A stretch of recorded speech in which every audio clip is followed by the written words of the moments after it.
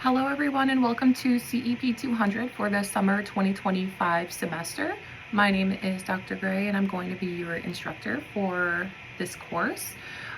So for this video, this is going to be like the welcome video as well as the Unit 1 video. So we're talking about all of the expectations for the entire semester as well as what you're going to need to complete for Unit 1. Just a heads up, for every unit, I am either going to do a video or an audio to just let you know what's expected for that unit, but also give you some more information regarding the counseling professions that we're going to be covering for that unit, as well as just some additional information about what you might encounter in that particular profession. So before I introduce myself, one thing I do want to mention kind of along that note is that for each of the counseling professions, we're going to learn about those, but we're also going to learn a little bit more in depth about what you might encounter as a counselor in that particular profession. So we're going to learn about things such as the adverse childhood experiences, multicultural counseling, different populations, and stuff like that. So that's basically just to give you kind of an idea or like an insider look of the different populations or types of situations that you might encounter in that counseling profession that perhaps the book doesn't really go far into.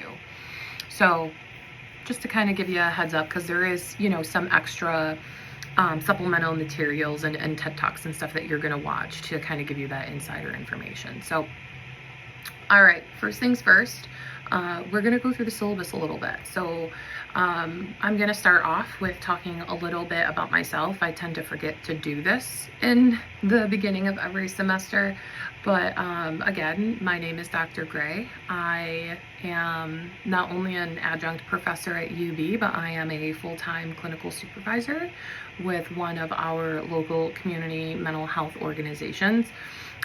So I essentially still do therapy while also supervising other clinicians on the day-to-day. So as far as my credentials go, all of my credentials are ones that we're going to talk about this semester. So aside from being a PhD, I have my license in mental health counseling. I'm a certified rehabilitation counselor, as well as certified to provide alcohol and substance use counseling.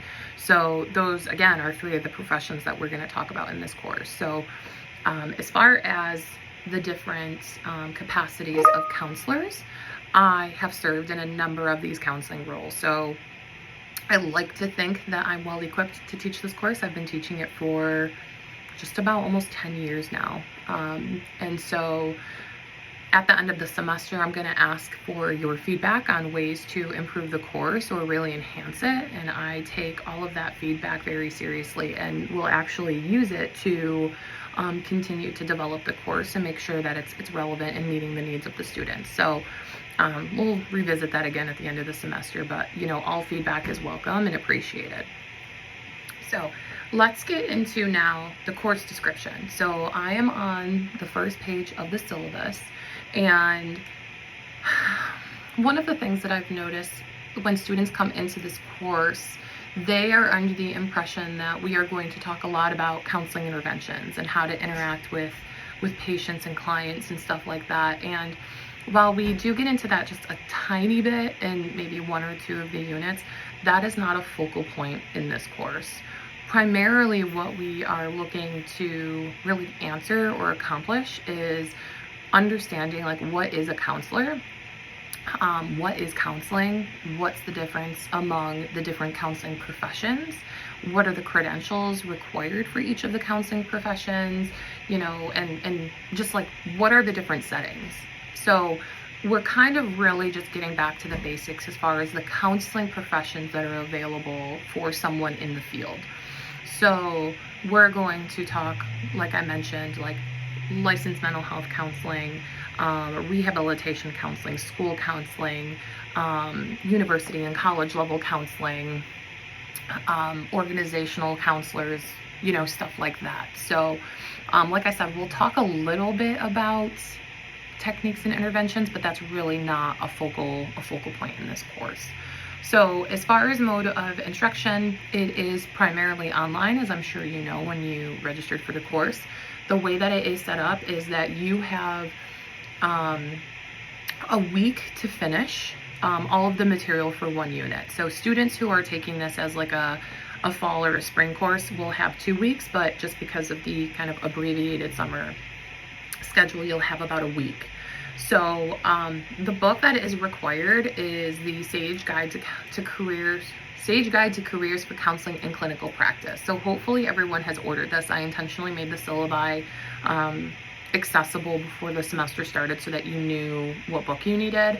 It is a small book, but it's practical. So everything that you're going to need to know is in that book. I'm not one to, make you order a big textbook and we only go through half of it and you never need it again. So I've had a lot of students tell me that it was a very practical book. They plan on keeping it. And there's a lot of good information in there. So let's talk a little bit about the course requirements. This is, the meat of everything that everyone's usually worried about. So there are going to be 5 main components to this course. So we are going to have unit assignments, discussion boards, quizzes, journal prompts, and a final paper/project.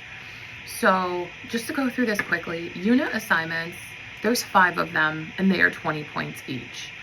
So this is going to pretty much reflect any of the material that I asked you to view, whether it be like a TED Talk, an article, anything that's within the unit folders. Historically, what I would do is tell students to make sure that they were giving me like a very well thought out and insightful answer. And the reason for that is because the unit assignments and the discussion boards are really the only opportunity, as well as the journal prompts, to process how everyone is taking in and processing and understanding the information. So students really struggled with not having a concrete idea of like length requirements. So for the past few years, I've been telling students for each question in the unit assignment, each response should be about 200 to 250 words as a response. So please make sure you keep that in mind. That's going to be the same throughout the entire semester. And there is a unit assignment for units 1 through 5. So there won't be one for unit 6 or the conclusion unit. So just keep that in mind. The next component is the discussion boards. So I know everyone loves discussion boards and they love having to worry about how many, classmates they're responding to and stuff like that. I get feedback every semester that some students love discussion boards and some absolutely loathe them. Bear with me, with this being an online course, like there is a component that is necessary as far as like engaging in some kind of conversation or just interaction with your other classmates. So there's 4 discussion boards. I tried my best to alternate the units that have a discussion board and a quiz so that you're not doing both in one unit. The discussion boards are worth 25 points. And the way that this is going to get broken down is your initial post, which is going to be at least 200 to 250 words, is going to be worth 15 points. Your response, you have to respond to 2 classmates. Each response is worth 5 points.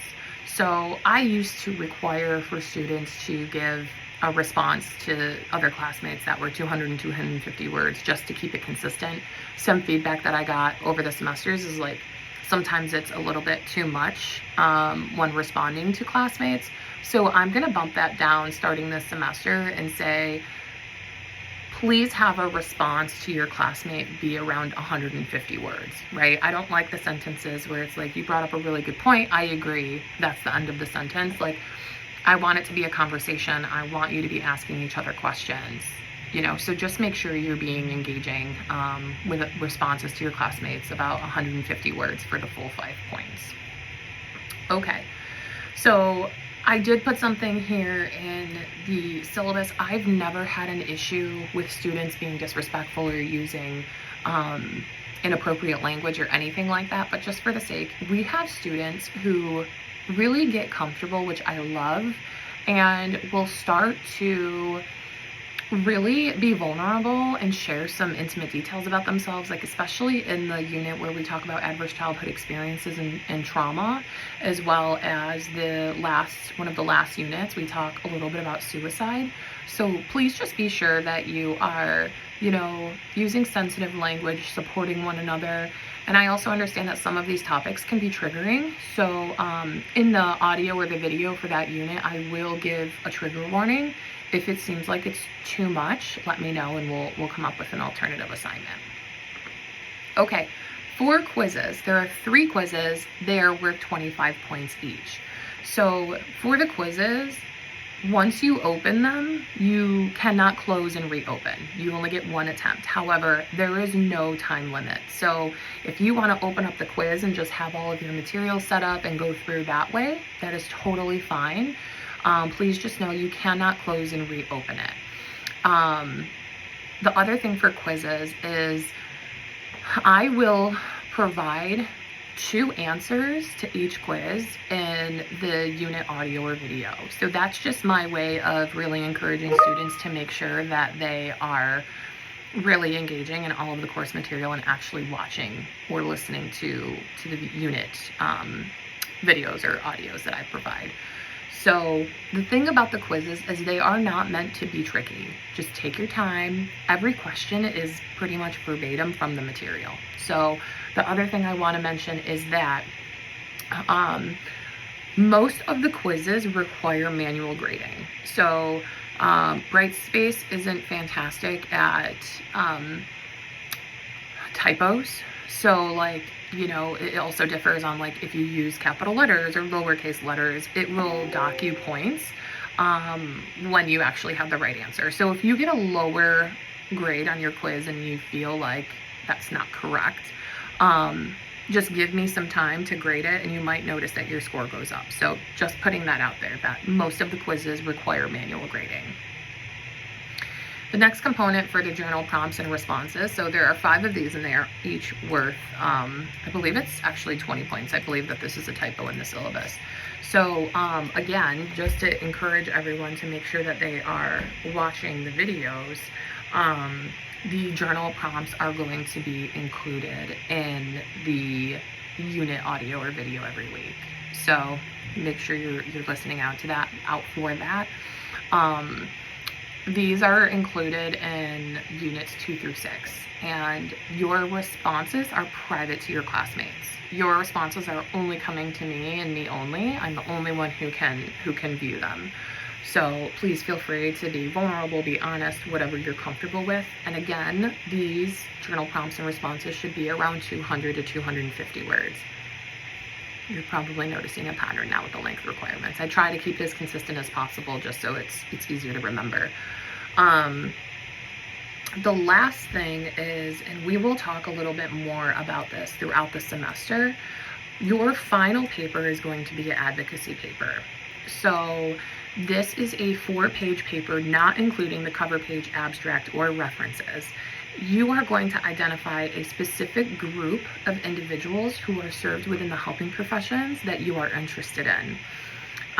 Like I said, we'll talk more about this later because I will have you post your topic for approval before we get anywhere close to the paper.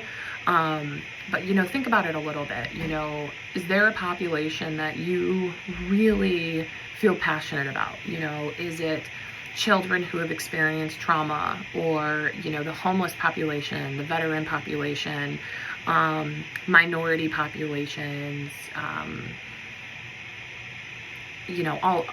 they're endless. So we're going to talk about a couple of those. So like I said, we'll come back to that later, but continuing in the syllabus, everything is laid out for you here as far as grading.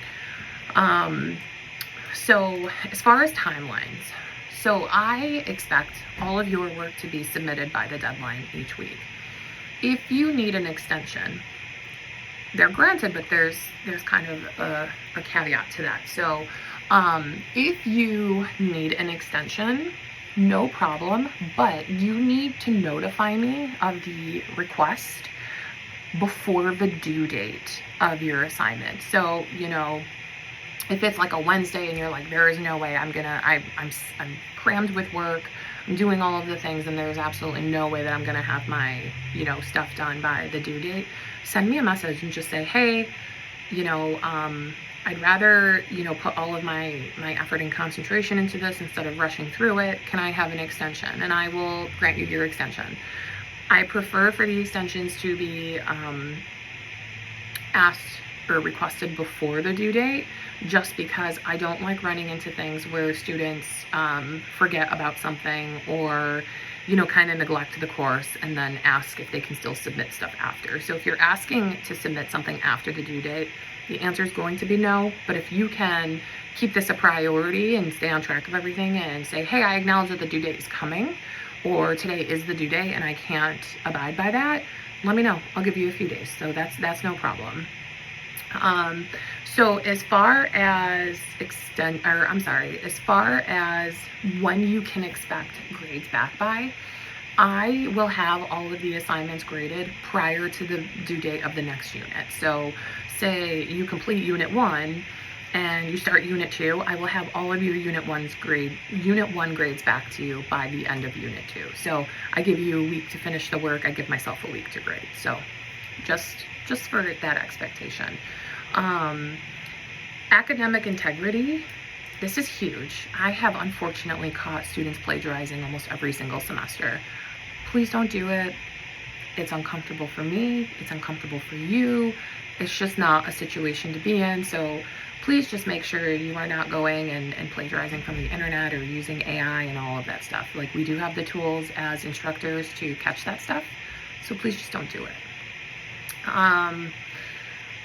Just a bunch of stuff in here about, course evaluations, accessibility, resources, sexual harassment, technology recommendations, and stuff like that. So that is like the main stuff for the syllabus. You will notice there is a whole course calendar outline here. It gives you all of the assignments that are due, the discussion questions, the start date, the due date. So if you haven't already, please go and complete discussion board number 1.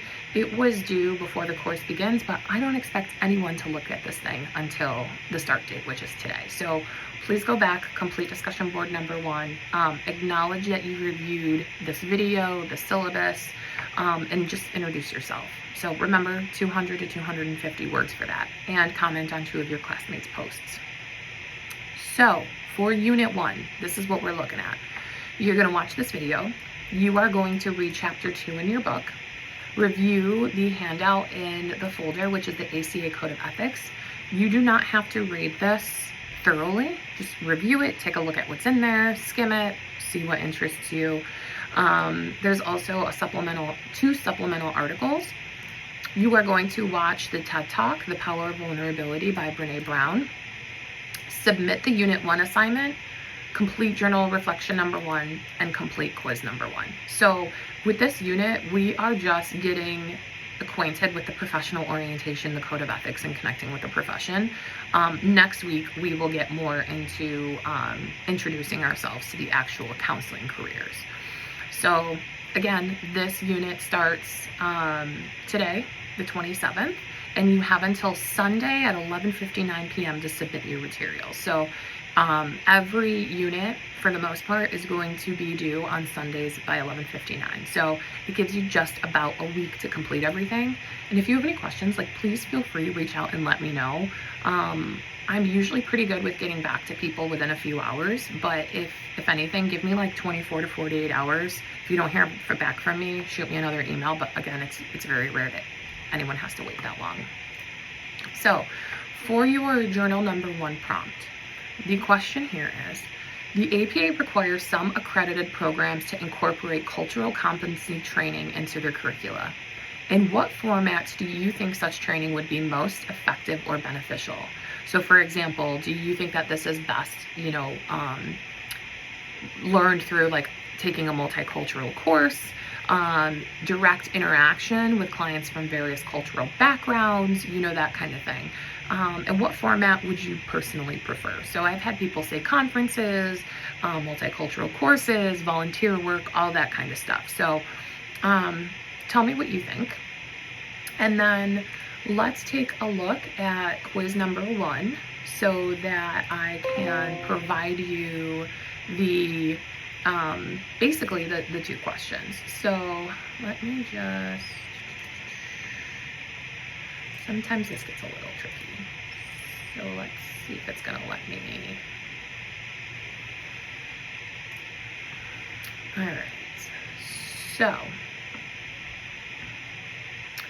All right, so the 2 questions that we are going to take a look at, if it will let me scroll down.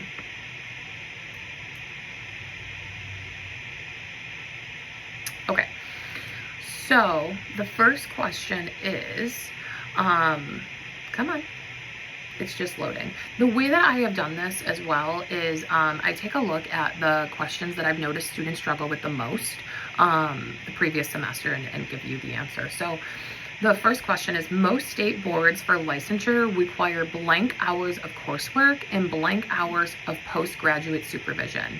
The answer is 60 and 3,000. So most boards for licensure require at least 60 hours of coursework in a graduate program. Sorry if you could hear that, that's my therapy dog. And then especially for like an LMHC or like social work and stuff like that, 3,000 hours of postgraduate supervision are required before one can obtain their license. So if you have any questions about that, feel free to just let me know. And then the other question is, counseling is delivered primarily through in-person, face-to-face interactions. The answer to this is false. So, you know, COVID was huge in this, where telemed services became really, really big as reducing barriers to therapy when we were all, you know, kind of quarantined. So a lot of people still come in for in-person therapy sessions, but now telehealth is huge. I will say most of my caseload, my therapy is delivered through telehealth services. So just to put that out there.